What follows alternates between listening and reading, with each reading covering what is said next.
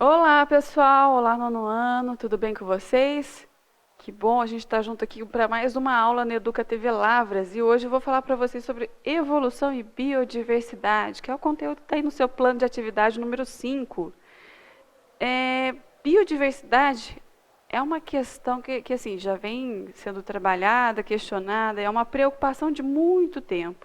Então, lá no século XVIII, no século XIX, o pessoal já tinha essa curiosidade de saber o que é biodiversidade, de mensurar essa biodiversidade. Então, trouxe aqui para vocês uma imagem, né, um desenho, mostrando Darwin viajando no navio, lá no Beagle, por onde ele esteve durante 5 anos. E aí ele observou que existe uma grande diferença entre biomas e regiões distintas do nosso planeta. Então ele viu que dependendo da localidade, dependendo das condições climáticas, um lugar tinha mais biodiversidade do que outro. E aí foi observado, não só pelo Darwin, né? Também teve o Wallace, que também foi outro cientista que fez várias viagens e também verificou que essa biodiversidade ela é maior em algumas regiões do nosso planeta. Então, nas regiões tropicais, observaram, né, que essa biodiversidade era maior. E aí, a gente vai ver aqui que existem vários tipos de biodiversidade, vários tipos de diversidade. Então, está aí no seu plano de atividade a diversidade genética.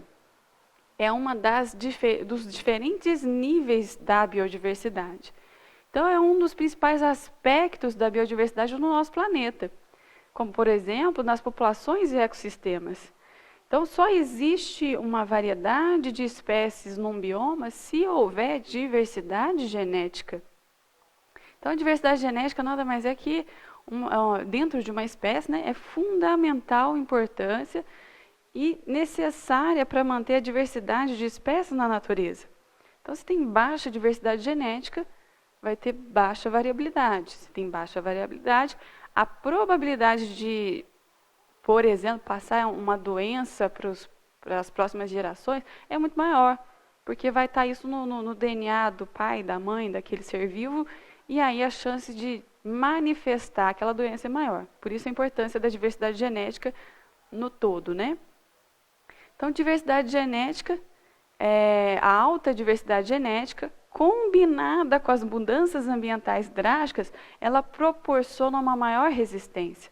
Então, se tem um número de genes diferentes e aí vem uma alteração ambiental muito drástica, a chance de ter sobreviventes é maior, se tiver a diversidade genética. Aí, no seu plano de atividade, outro tipo de diversidade é a de espécies. E aí, no seu plano de atividade, ele vai trazer as aves como exemplo. Então, existem diversidade de várias espécies, mas aí no seu plano de atividade, o que vai ser usado são as espécies de aves. Então, novas espécies de aves ainda estão sendo identificadas. Então, os pesquisadores, quando vão a campo, eles ainda encontram aves que eles não conheciam antes. E o conhecimento sobre a distribuição geográfica dessas aves que ainda estão sendo descobertas, né, de muitas espécies, ela tem se ampliado. Então, tem visto lá que a distribuição geográfica está aumentando aí. Quando a gente estuda sobre a diversidade de espécies, um exemplo aí, quando eu vou estudar a diversidade das aves de um bioma, a diversidade de aves de um ecossistema, isso me permite chegar a algumas conclusões. Então, esses dados eles permitem examinar o endemismo. Então, só relembrando aqui com vocês esse termo, endemismo é quando existe só naquela região.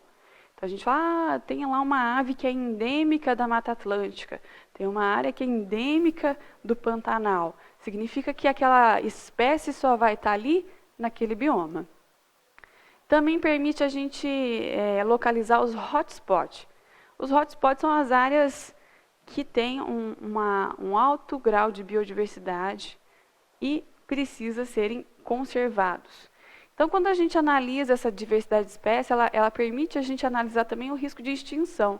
Ah, tem baixa diversidade de aves aqui, então pode ser que aqui esteja caminhando aí para a extinção, não só das aves, mas de outras espécies.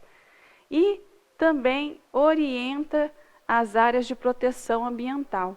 Então, quando a gente analisa a diversidade de espécies de um fragmento florestal, de um determinado local, vai permitir a gente falar assim, ó, isso aqui é uma área com potencial para a área de proteção ambiental permanente. E aí, no seu plano de atividade, a terceira diversidade é de comunidades e ecossistemas. Então, lá trazendo o exemplo das aves, elas vão atuar como polinizadores, que é o caso do beija-flor. Então, quando ele vai lá chupar o néctar dentro da flor, o bico dele fica grudado com o pólen, né? Que aí ele vai, quando ele chega lá e entra com o biquinho dele na outra flor, ele está ajudando ali na polinização. Algumas aves contribuem para a dispersão de sementes. Então, quando elas consomem a semente que está lá na árvore, ela voa, ela leva essa semente, às vezes, para muitos quilômetros de distância da planta-mãe. E as aves desempenham um papel na manutenção da diversidade das comunidades de plantas. Então, uma coisa está relacionada com a outra. Se eu tenho uma diversidade na minha comunidade, isso vai me proporcionar ter tanto a diversidade de espécies quanto a diversidade de genes, a diversidade genética também. E as aves, elas também podem atuar no controle populacional de suas presas. Então, nessa imagem aí, você está vendo um passarinho que está comendo um inseto. Quando as aves fazem isso, então elas deixam o ambiente em equilíbrio, porque ela está consumindo aquilo que, talvez, se não tivesse a ave ali, ia estar em excesso. E a diversidade dessas comunidades leva em conta não só as espécies de aves, mas todos os seres vivos envolvidos. Então, no seu plano de atividade, ele fala muito sobre aves, mas isso a gente consegue estender para outras espécies também. Então, uma coisa depende da outra, uma coisa está interligada à outra, e é por isso que a gente tem que ter essa preocupação com conservação. Nono ano, obrigado pela presença e conto com vocês para a nossa próxima aula. Até mais.